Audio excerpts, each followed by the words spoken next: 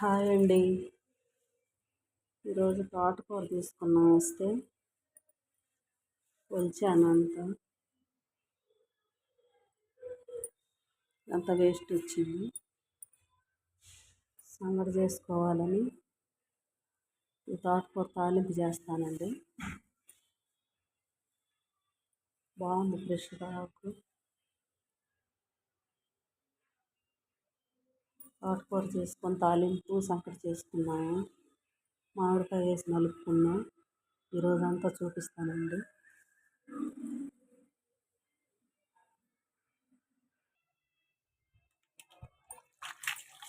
తోటకూర శుభ్రంగా కడుక్కోవాలండి. ఇసుక మట్టి అది ఉంటుంది కదా, మరిన్ని నెలలు శుభ్రంగా కడుక్కోవాలి.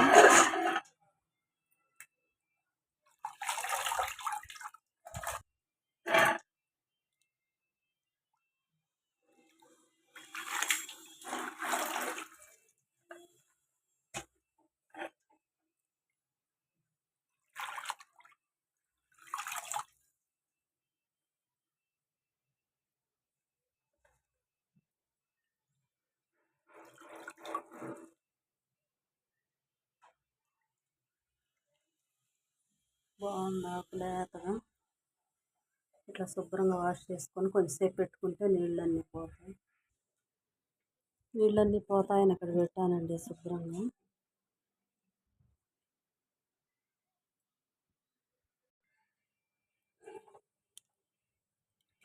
సంగటి చేసుకున్నామని చెప్పాను కదండి, బియ్యం నానబెట్టుకున్నాను.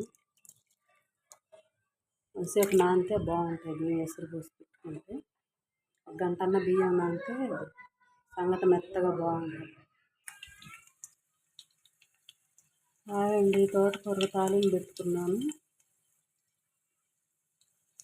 ఆయిల్ వేసుకున్నాను. దాంట్లో కొంచెం చిన్నులపాయలు వేసుకున్నాను ఫస్ట్. ఆ చిన్నులపాయలు అనేది ఆయిల్లో వేగితే కూరంతా వస్తుంది కదండి ఆయిల్.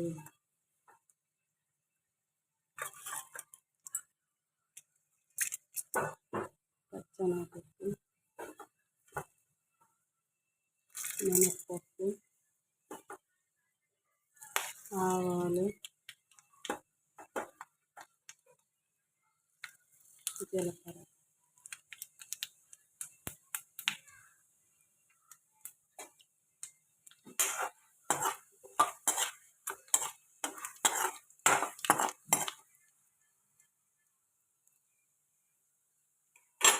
డైరెక్ట్గా ఆకు పెట్టేసుకోండి చక్కగా.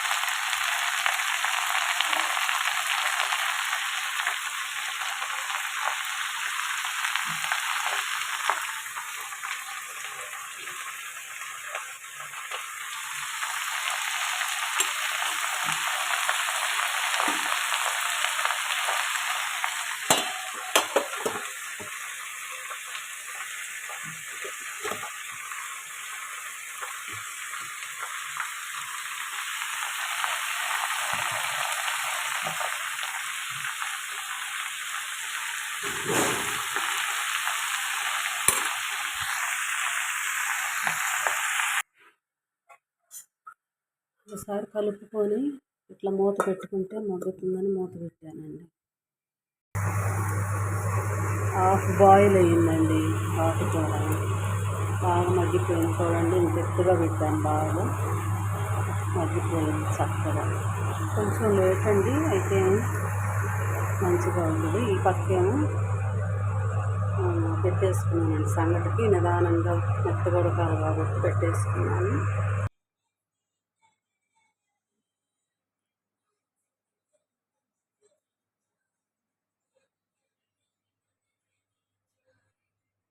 అంతలో పిల్లలు మామిడికాయలు తెచ్చారు.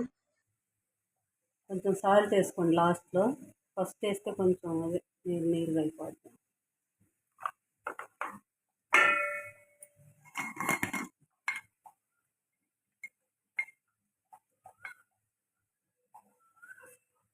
ఒక స్పూన్ కారం కావాలంటే ఇంకొంచెం.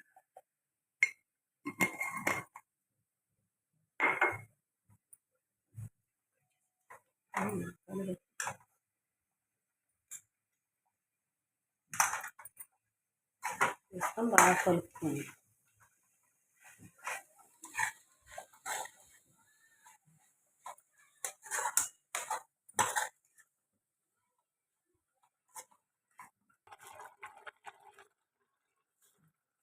నేను సంగటికి ఇంత మాత్రం మిరపకాయలు తీసుకుంటున్నానండి.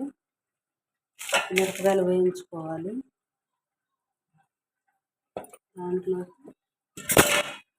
ఈ మామిడికాయలు కూడా వేసుకుంటాను, చూపిస్తాను మీకు. చాలా బాగుంటుంది.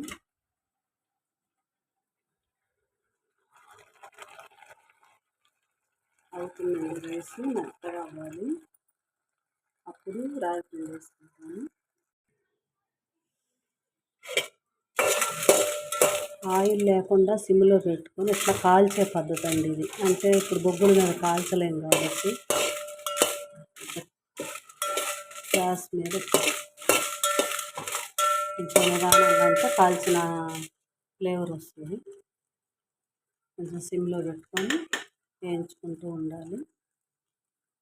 దీంట్లో లాస్ట్లో కొంచెం జీలకర్ర యాడ్ చేసుకోవాలి. కొంచెం చిటికెడు ఉప్పు వేసుకోండి, కొంచెం రుచి వస్తుంది సంగటి. కొంచెం నెయ్యి కూడా వేసుకోండి. నీళ్లు కాచి పెట్టుకోండి పక్కన, మీకు ఈజీగా ఉంటుంది. కొంచెం అట్లా వేసుకోండి ఎనిపేటప్పుడు టైట్ లేకుండా. ఇది చిప్పలాంటివి ఎంటుంటే ఎనుపుతున్నాను, మీరు పప్పు గుత్తి పెట్టి ఎనుపుకోండి చక్కగా. దీంతో కూడా బాగుంది ఈజీగా.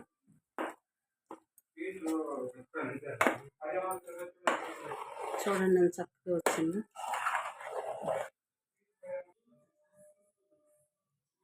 ఎండుమిరపకాయలు, ఉప్పు, కొంచెం జీలకర్ర, నలుపుడికి, కొంచెం చిన్నులపాయ, కొంచెం పెద్దలపాయ, కొంచెం మామిడికాయ, చింతపండు రసం కలిపి చేస్తాను. అయిపోయిందండి. ఇది ఇట్లా ఎనిపాను. ఇదే పచ్చి పులుసు అంటే అంటే ఎండుమిర్చితో చేసుకుంటాం, నలుపుడు అంటారు. సంగట్లోకి చాలా బాగుంటుంది. ఫినిష్ అయింది. వేపుడు, తోటకూర వేపుడు అండి. సంగటి అయిపోయింది. సంగటి కూడా తయారైపోయింది, ఇక తినడమేను. మీరు ఇట్లా చేసుకోండి. నచ్చితే షేర్ చేయండి, లైక్ చేయండి, కామెంట్ చేయండి.